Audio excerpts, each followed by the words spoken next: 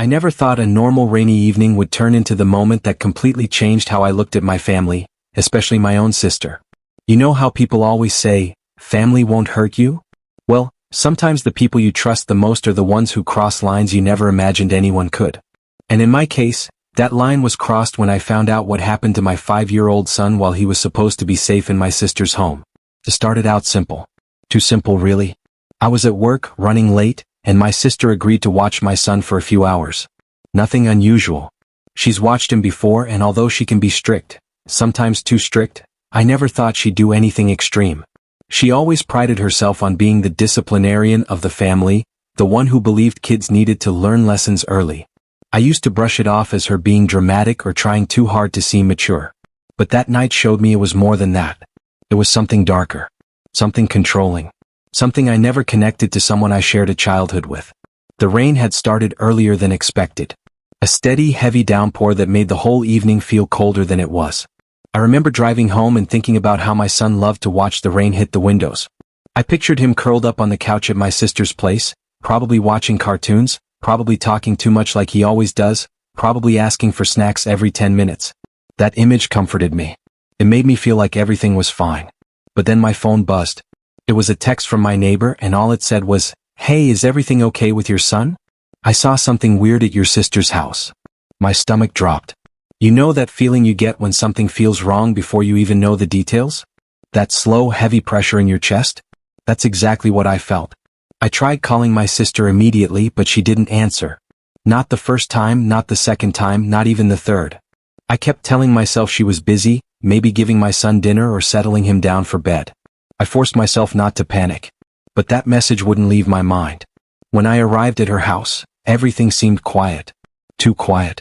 Her lights were on, but the silence felt strange. I walked up to the porch, expecting my son to run out or at least hear his little feet tapping on the floor inside. But nothing. No sound. Not even the TV. I knocked. No answer. I knocked again, louder. Still nothing. I called her name, trying to keep my voice calm, but my hands were shaking. The rain was hitting the porch roof so hard that I could barely hear my own voice. Finally I tried the door. It was unlocked. Inside the air felt cold. The house smelled like wet clothes and something burnt, like maybe she overcooked dinner or forgot something on the stove. I walked through the living room, calling my son's name. My sister finally appeared from the hallway, completely unbothered, holding her phone like she'd been scrolling the whole time. "Oh," she said casually. "You're early." "Early?" My heart was racing and she acted like nothing was wrong. I looked around for my son. "Where is he?" She shrugged. "Outside." I blinked, confused. "Outside where?" "It's raining." Her expression stayed flat. "Yeah, well, he spilled juice all over the floor." I told him to go outside and think about it. For a moment the world stopped. I thought I misheard her. I wanted to believe she meant the porch or maybe that he'd stepped out for a second. But something in her tone, so matter-of-fact, so cold, told me she meant exactly what she said. I rushed outside, my shoes instantly soaked, the rain hitting my face so hard it almost stung. And there he was. My son. My baby. Curled up in the corner of her backyard, drenched from head to toe, shivering. He wasn't crying. That scared me more. He was too cold, too exhausted even to cry. I grabbed him and held him close. His clothes were plastered to his skin, and his little fingers felt like ice. I kept saying, "It's okay, Mommy's here. I've got you," even though I didn't feel okay at all. My sister followed me outside slowly, like she was annoyed I'd interrupted her evening. "He needs to learn," she said. "He disrespected my house." I turned around and I swear I didn't even recognize her in that moment. The sister I grew up with, the one who shared secrets with me, the one who stood up for me when we were kids, she wasn't there. Instead, there was someone who justified leaving a 5-year-old alone in the cold rain over a spilled drink. I didn't argue. I didn't yell. Something in me shut off. The only thing I cared about was getting my child out of there. I buckled him into the back seat of my car, wrapped him in the jacket I was wearing, and blasted the heater. His little voice finally whispered, "Mommy, I'm sorry," and that broke me. He thought this was his fault. He thought he deserved it. I kissed his forehead and told him he didn't do anything wrong. Not one thing. When I went back to the porch to grab his little backpack, my sister stood there with her arms crossed like she was the victim. Like I was overreacting. Like any parent would think this was a normal punishment. "You're being dramatic," she said. But she didn't know what I was thinking. She didn't know the decision forming in my mind. She didn't know her actions weren't just cruel, they were dangerous. And there are lines you can't cross, not even as family. I didn't shout. I didn't explain. I just said, "We're leaving," and walked away. But the story didn't end there. Not even close. Because once I got my son warm, once I heard what he told me in the car, once I checked the messages my neighbor sent me, things I didn't see coming, things I wish weren't true, I realized my sister's behavior wasn't an isolated moment. There was more. Much more. And that's when I knew exactly what I had to do next, even though it would change our family forever. I had to report her. But what I didn't expect was what happened after I made that call, because that decision, it opened a door to secrets, lies, and a family battle I never imagined I'd be pulled into. And that's where everything spiraled. Where everything truly began. After I drove away from my sister's house that night, I kept glancing at my son through the rearview mirror. He had finally stopped shivering, but he was still curled up under my jacket like he was trying to hide from the world. Every few minutes, he let out a small breath, like he wasn't sure the danger was gone. It broke something in me. I kept one hand on the wheel and the other reaching back, resting on his little leg to let him know I was there. The rain on the road made everything blur together, the streetlights, the passing cars, even my own thoughts. I wanted to scream. I wanted to turn around and demand answers from my sister. I wanted to ask her how she had changed so much, or if this was who she had been all along and I never noticed. But I couldn't do any of that. I needed to focus on my son first. He came before everything. Before family loyalty, before trying to keep the peace, before pretending things were normal. I drove straight home, locked the door, and didn't even take off my shoes before carrying him to the couch. I kept asking if he was hurt, if anything else happened, if someone said something to him. His answers were short and slow, like he was afraid to talk too much. Eventually, he fell asleep with his head on my lap, breathing softly, like he was finally in a place where no one could punish him for being a child. But I couldn't sleep. My mind wouldn't let me. I kept replaying everything. My sister's face when she told me he was outside, the way she said he needed to learn, the messages from my neighbor. That was the part that lingered. My neighbor wouldn't text me over nothing. She wasn't someone who liked drama. She kept to herself, minded her business, and only stepped in when she felt something was seriously wrong. So I picked up my phone and opened her messages. The first one was the one I saw earlier. But underneath it were 2 voice notes I hadn't listened to yet. My hands were shaking a little when I pressed play on the first. "Hey, I don't want to overstep, but I saw your son outside in the rain. I wasn't sure what was happening, but it didn't look right. He was sitting near the fence and your sister was inside. I tried calling out to him, but he didn't answer. I think he was scared. I'm sorry if I misunderstood, but I felt like I had to tell you." I froze. Hearing someone else describe it made it feel even worse. It wasn't just me seeing things through emotion. It was real. It was as bad as I thought. I played the second voice note. "I don't know if this matters, but earlier, before the rain got heavy, I heard your sister yelling. Not just regular yelling. It sounded like she was really upset. I heard something like, 'Don't argue with me,' and 'Do what you're told.' I didn't want to interfere, but when the rain started and I saw him outside, I knew something wasn't right. I pressed stop. The house felt too silent after that. My breathing felt too loud. I looked at my son again, asleep and peaceful, unaware that someone had watched out for him when I couldn't. I whispered, 'Thank you,' even though no one was there to hear it. I didn't want to call the authorities in the middle of the night when I was emotional and angry, so I told myself I'd wait until morning. But I knew I wouldn't be able to ignore what happened. My son was 5. He wasn't some teenager acting out or running wild. He spilled juice. And instead of helping him clean it up or explaining what to do differently, my sister sent him outside like he was nothing. Like he didn't matter. I sat there for hours with my mind jumping back and forth between the past and the present, trying to understand how things had gotten this bad. My sister and I weren't always like this. We grew up close. We shared a room, shared clothes, even shared secrets we swore we'd never tell anyone else. She used to protect me when other kids bullied me. She used to hug me when I cried. We weren't perfect, but we had each other. But something changed after she had her first child. She became stricter, harder, more intense. She believed every little mistake needed correcting. She said she was trying to raise strong kids. I didn't question it at first. Every parent has their own style. But over the years, I noticed how her tone got sharper, how her patience got shorter, how everything had to be under her control. And if it wasn't, she lost it. Still, I never imagined she'd treat my child that way. The next morning came slowly. My eyes burned from staying up, but my mind was made up. I needed help. I needed someone to look into what happened, Not because I wanted revenge, but because I couldn't risk something like this happening again. I called the number. I explained everything step by step. What happened. What I saw. What my son went through. What my neighbor saw. The person on the phone listened quietly, asking questions in a calm voice. They told me they would send someone to investigate. For a moment I felt relief, like I had done the right thing. But the relief didn't last long. Because not even an hour later my sister called me. She didn't say hello. She didn't ask about my son. She didn't apologize. Instead she said, "Did you report me?" Her voice wasn't calm. It was sharp, tight, like she was holding back anger or fear. I couldn't tell which. I didn't answer right away, not because I was unsure, but because her tone made my chest tighten. She asked again, louder this time. "Did you report me?" I took a breath and said, "Yes. I had to." There was a pause. Not a normal pause. One of those silent moments where you can feel the tension through the phone, where you know someone is thinking of what to say next and it's not going to be good.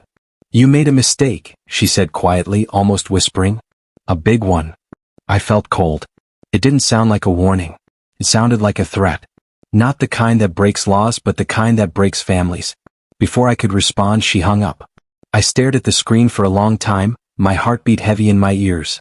I wasn't scared of her hurting me. I didn't think she would ever do that. But I knew her well enough to understand one thing.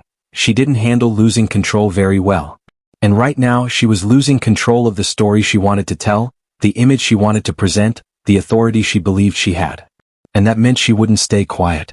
Later that afternoon there was a knock at my door. My stomach dropped because I already had a feeling it wasn't the authorities yet. I opened the door slowly, taking a small breath. And standing there was someone I didn't expect to see. Someone who looked even more serious than my sister had on the phone. And the moment I saw their face, I knew things were about to get much more complicated, far beyond anything I had planned for. When I opened the door and saw who was standing there, my breath caught for a second. It wasn't my sister, and it wasn't the investigator I expected either. It was my mother. She wasn't supposed to know anything yet. But there she was, arms folded, eyes scanning my face like she was searching for the truth I hadn't said out loud. She didn't even step inside at first. She just looked at me with a mix of worry and frustration, the same look she used to give us as kids when we fought over something small. But this wasn't small. Nothing about this situation was small. "Your sister called me," she said quietly, like she didn't trust the walls around us. "She's upset.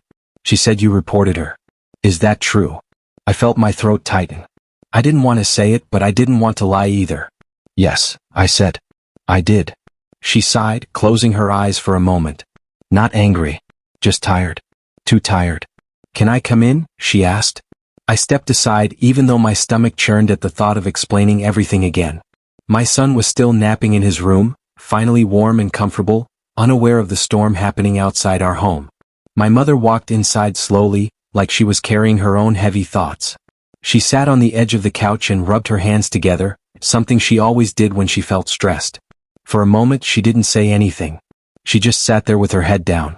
"I talked to her," she said softly. "She's saying it wasn't as bad as you're making it sound." I felt anger rise inside me, but I kept my voice calm. "Mom, she left him outside in the rain. He was soaked. He was freezing. He's 5. How is that not bad?" My mother didn't argue. She didn't defend my sister right away.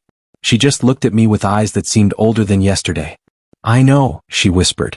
"But she's saying he didn't listen, that he was being disrespectful." I almost laughed from disbelief. "He spilled juice. That's it." My mother looked down. "I'm not saying she was right. I'm not. I need to understand everything." So I told her. Every detail. What I saw. What my neighbor said. What my son whispered in the car. How my sister acted like it was normal. My mother listened without interrupting. Her expression changed slowly from confusion to concern, and finally to something like fear. Not fear for herself, but fear of what this meant for our family. Fear of what might come next. When I finished, the room felt heavy. She exhaled long and slow, pressing her fingers to her forehead. "This isn't good," she murmured. "Your sister, she's been under a lot of stress. But I didn't think it was this bad." Her voice cracked a little, and I could tell she was torn, between protecting her grandchild and protecting her own daughter. "I'm not trying to ruin her life," I said quietly. "I just need to protect mine." Before she could respond, there was another knock at the door. This time my heart jumped because I knew exactly who it was. I opened the door and saw the investigator, professional, calm, holding a small tablet. They introduced themselves politely and asked if they could come in to speak with me and see my son. My mother stood up quickly, wiping her eyes as if she didn't want anyone to see her cry. She gave me a small nod and whispered, "I'll stay if that's okay." I nodded. I needed her there even if everything felt complicated. The investigator asked me to walk them through what happened. I repeated everything, making sure not to add emotion or exaggeration. Just facts. My mother sat on the couch, hands clasped, listening to every word. The investigator took notes, asked questions, and their expression tightened at certain moments, especially when I described finding my son soaked through, unable to even cry. When the investigator asked to see him, I led them to his room. He woke up slowly, rubbing his eyes with tiny fists, still tired from the long night. The investigator spoke gently, asking simple questions about where he was, what he was doing, if anyone scared him. My son hesitated at first, but eventually he said in a small voice, "I was cold." I said sorry. The investigator nodded kindly and didn't push further. They took note of the wet clothes in the laundry basket, the jacket I wrapped him in, the messages from my neighbor. When they stepped outside with me afterward, their tone was serious. "We'll follow up. Please don't allow him to be alone with your sister for now." I nodded. "I won't." Once they left, my mother approached me slowly. Her face was pale, worried, as if the weight of all this had finally settled on her shoulders. "This is going to break the family," she whispered. "I didn't break it," I said quietly. "She did." My mother didn't argue. Not anymore. But the conflict wasn't just with my sister. It was growing, spreading, like the moment you drop something fragile and it cracks in several directions. The next layer hit sooner than I expected. As the evening went on, my phone started buzzing non-stop. Calls, messages, missed calls. Most from my sister. Some from relatives who never checked in unless there was drama. Others from people asking what happened, some pretending to care, others clearly fishing for gossip. I ignored them all. But then my sister sent a message that made my chest tighten. "You have no idea what you've started." I set my phone down and took a deep breath, trying not to let her words sink too deep. But they did. I knew she wasn't going to let this go quietly. My sister didn't like losing control, didn't like being questioned, didn't like anyone seeing her flaws. And now an investigation had been started because of something she did. My mother stayed for a while longer, pacing the living room, making small comments like, "I need to talk to her again," and "maybe she didn't mean it the way it seems." But I could tell her mind was running faster than her words. Eventually, she said she needed to go home and talk to my sister face to face. I didn't stop her, even though I knew it could get messy.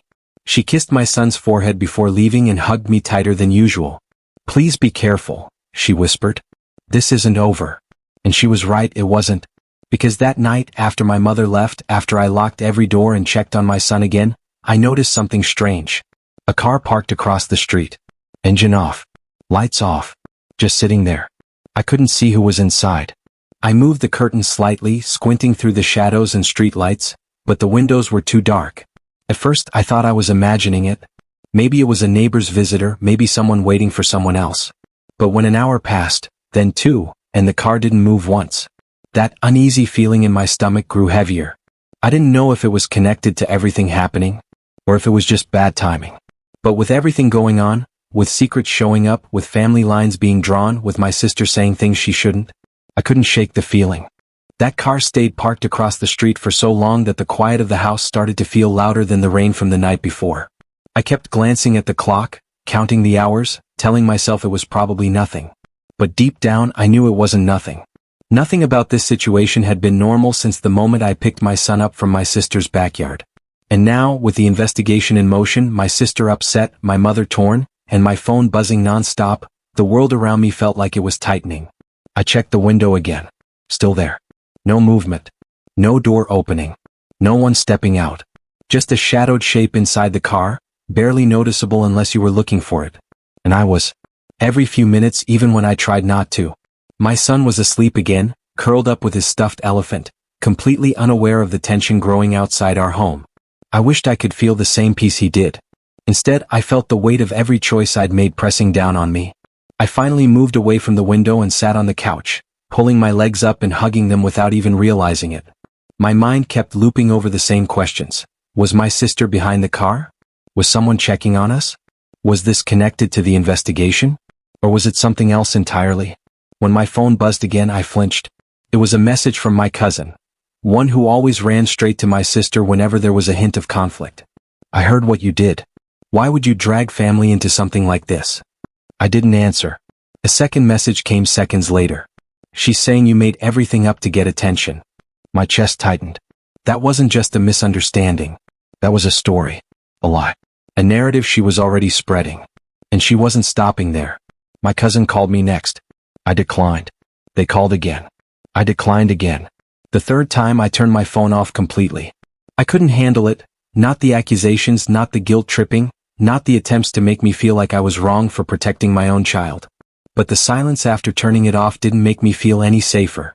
I looked back out the window. Still there. After another hour, the car finally pulled away slowly, almost cautiously, like whoever was inside didn't want to draw attention. I watched it drive down the street and disappear behind the houses. For a moment I breathed easier. But the uneasiness didn't fade. It stayed with me, sitting in the back of my mind like a warning I couldn't ignore. The next morning I expected the investigator to call with more questions or updates, but instead the first knock on my door wasn't from them. It was my brother, someone who usually stayed out of drama, someone who hated taking sides. When I saw him standing there, hands shoved in his pockets, expression tense, I knew things had gotten worse. He stepped inside without saying much and closed the door behind him gently, like he didn't want the neighbors hearing anything. I talked to Mom, he said. She told me everything. I felt relief for a second, thinking I finally had someone who understood. But his next words cut that feeling short. You know she's panicking, right? She thinks you're going to destroy the family. I swallowed hard. I didn't destroy anything. I know, he said quickly. I know you're not lying. But she's not handling this well. She's saying things. She's angry. Really angry. I leaned against the wall, closing my eyes. She's the one who did something wrong.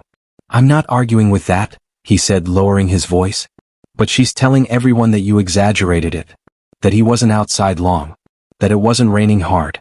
That you're overreacting and trying to make her look bad. My stomach twisted. Why would I make something like that up? He hesitated and then said something that made my blood run cold.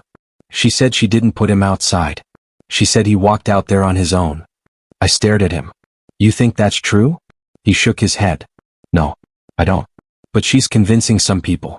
And you know how our family is. Once one person takes a side, they all start forming opinions.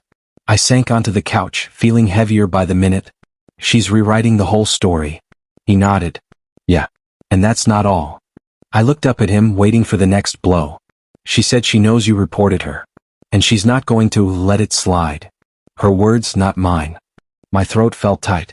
What does that even mean? He looked at me for a long moment before answering. I don't know. But she's not thinking clearly. And if you think she's going to stay quiet while someone investigates her, she won't. I suddenly felt the room shift, like the ground under my feet wasn't steady anymore. Everything seemed to be happening too fast. First the messages, then the car, now this. What should I do? I whispered. My brother sat down across from me, leaning forward. Just be careful. And don't go anywhere alone. And don't let her near your son right now. She's unpredictable. His words made my pulse quicken. This wasn't just family tension anymore. This was turning into something else. Something deeper, heavier, more dangerous. Before he left, he paused at the door. One more thing, he said. Mom said she's going to try to mediate. But be prepared. Because if the investigator talks to her and she lies. He didn't finish the sentence. He didn't need to. That night I couldn't sleep. Every sound made me tense up. Every car passing by made me look through the blinds. My son slept peacefully, but I paced the hallway, checking the doors, checking the windows, listening for anything outside. Around midnight, my phone, charged and turned back on, buzzed with a notification. It was a video message from my sister. My hands shook as I pressed play. The screen lit up with her face, angry, red-eyed, breathing heavily like she'd been crying or yelling. Behind her, the room looked messy, like she'd been pacing too. You think you can ruin my life? She said in a low voice. You think you can take everything from me? You don't know what you've started. My heart hammered in my chest. Then she leaned closer to the camera. If you think this is over, it's not even close. The video ended abruptly. I stared at the screen, feeling something cold move through me. My hands trembled as I replayed her words in my head. The room felt strangely quiet after the last argument, like everyone was holding their breath and waiting for the next move. For a moment it seemed like things might finally calm down, but something in the air didn't sit right. It was the way everyone kept looking at each other, as if someone still held back a truth they weren't ready to share. You could feel the tension stretching thin, ready to snap with the smallest push. That's when the phone buzzed on the table. No one reached for it at first. It kept vibrating louder each time, almost demanding attention. When it finally stopped, a new message lit up the screen. The name glowing at the top froze everyone in place. It was someone no one expected, someone who wasn't supposed to know anything about what was happening, yet they clearly knew more than they should. The message was short, but it hit like a punch. I know everything. And I'm on my way. For a moment, nobody spoke. The tension turned into something sharper, something heavier. Questions shot through everyone's mind at the same time. How much did this person know? Who told them? And why were they coming now, right when things were already falling apart? The silence broke when a chair scraped across the floor. Someone stood up abruptly, their expression tightening, as if they had been caught in something they thought was buried. I need to explain, they said quietly, but their voice shook.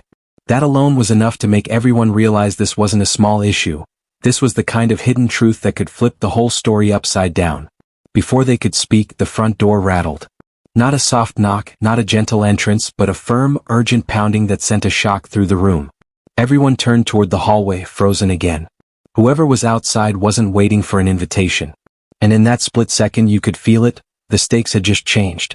The person inside the house took a step back, their guilt suddenly written all over their face. They weren't ready for this confrontation, and the rest of the family wasn't ready either. The secrets, the lies, the unspoken things meant to protect people, all of it was crashing into the open faster than anyone wanted. Someone whispered, "Please tell me this isn't about what I think it is." But the look they got in return was enough to confirm the worst. It wasn't just about past drama anymore. This was bigger, deeper, and connected to things that none of them realized were part of the story. The sudden twist didn't just raise the stakes, it completely changed what everyone thought they knew. The pounding at the door came again, harder this time. Another message buzzed on the phone. Then another. And another. Each one made the air heavier. No one moved to answer. No one dared. Because whatever waited on the other side wasn't just a person. It was the truth they had all been running from, and the truth didn't sound patient. Someone finally exhaled shakily and whispered, "We're out of time." The moment their words settled, the door handle turned from the outside. And that's where everything truly began to unravel.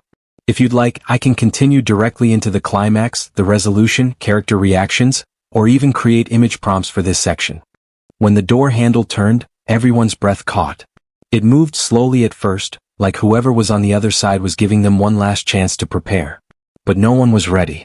The tension in the room felt almost physical, like the air had thickened around them. Then the door swung open. The person standing there wasn't angry the way everyone expected. Instead, they looked tired in that way people look after carrying a truth for too long. They stepped inside quietly, their eyes scanning the room, landing on each face as if checking who already knew and who didn't. "I didn't come here to fight," they said softly, but the calmness only made the moment more intense. "I came here because you all deserve to know the real story." The person who had looked guilty before finally stepped forward. Their voice cracked as they said, "I should have told them sooner. I didn't know how." Everyone else stood frozen, unsure whether to brace themselves or breathe. And then the truth finally came out. It wasn't about betrayal the way everyone feared. It wasn't about revenge, money, or secret deals. It was something more personal, something that explained every strange decision, every defensive argument, every sudden tension that had built up over time. The truth connected everything like pieces of a puzzle suddenly snapping into place. For a moment, the room fell completely silent as everyone processed what they had just heard. Some felt relief. Some felt hurt. Some felt shocked. But no one felt the same as before. The main conflict, the one that had pushed everyone apart, suddenly made sense in a way none of them expected. But just as the tension started to ease, the unexpected twist surfaced. Quietly, almost casually. The person who arrived last looked around the room again and said, "There's one more thing, and I need you to hear it before you decide what happens next." Everyone tensed again, bracing for something big. They reached into their jacket and pulled out an envelope, thick, sealed, and clearly handled many times. They placed it on the table without opening it. "This," they said, "changes everything you think you know. I found it by accident. And it's not from me." The envelope had no name on the front, but the moment one person saw the handwriting on the back, They staggered as if someone had pulled the ground out from under them. Their face drained of color. "This can't be real," they whispered. But it was real. And it didn't just relate to the old conflict. It revealed something that had been hidden for years, something no one expected, something that would shift the entire story again even after the main truth had already come out. It wasn't destructive, but it was disruptive. The kind of secret that forces every person in the room to rethink their choices, their loyalties, their assumptions, everything. Hands shaking, they opened the envelope. Everyone leaned in, waiting, the suspense pressing in again despite the conflict being mostly resolved. The letter inside was short, written in careful handwriting, and when the words were finally read aloud, a wave of shock moved through the room. It wasn't just a message, it was a confession, a reveal, and a gentle warning all at once. The truth inside didn't break the family, it bonded them. But it also exposed the final twist. Someone they trusted had been quietly influencing everything from behind the scenes, not out of malice, but out of fear of losing the very people they were trying to protect. The climax hit with full force. The emotions rose, the tension cracked, and the story's biggest questions were finally answered. The conflicts that felt impossible a moment ago suddenly became clearer, and even though hearts were shaken, the path forward appeared for the first time. But that letter, that twist, it made everyone realize their story wasn't ending the way they expected. And in that moment, with the truth finally exposed and the last secret out in the open, the room felt different. Lighter but still filled with the weight of everything they just uncovered. A quiet calm settled over them, but everyone knew nothing would ever go back to exactly how it was. Not after this. The room stayed quiet long after the letter was read. No one moved at first, as if any sudden motion would break the fragile moment holding them all together. The tension that had carried the story for so long had finally cracked open, and all that was left was the slow settling of truth. It felt strange, almost unreal, like everyone needed a minute for their minds to catch up with what had just happened. The person who had been at the center of the conflict sat down, finally allowing themselves to breathe. You could see it in their face, the mixture of guilt, relief, fear, and hope blending into something softer. They looked around the room, meeting the eyes of every person they'd hurt, disappointed, or confused. But this time they didn't look defensive. They looked ready to be honest. "I never wanted any of this to spiral," they said quietly. "I thought I was protecting us. I thought I was doing the right thing. But I see now that hiding things only made it worse." Their voice didn't shake, but their eyes did. The others didn't jump in with anger or blame. They simply listened. Sometimes that's all people want. Someone to finally listen without interrupting, without assuming, without judging too quickly. And in that moment, listening felt like the first step toward healing. Someone else stepped closer and asked the question that had been hanging in the air for too long. "Why didn't you just say something sooner?" The answer wasn't dramatic or shocking. It was simple. "Because I was afraid. Afraid you'd think I messed everything up. Afraid you'd walk away." Fear had been the silent character in the story all along. The thing shaping decisions, stirring conflicts, and keeping people on opposite sides even when they cared about each other. Understanding that didn't erase what happened, but it made forgiveness feel possible. Slowly, conversations began to pick up. Not loud ones, gentle, careful ones. People clarified misunderstandings. They asked questions they hadn't had the courage to ask before.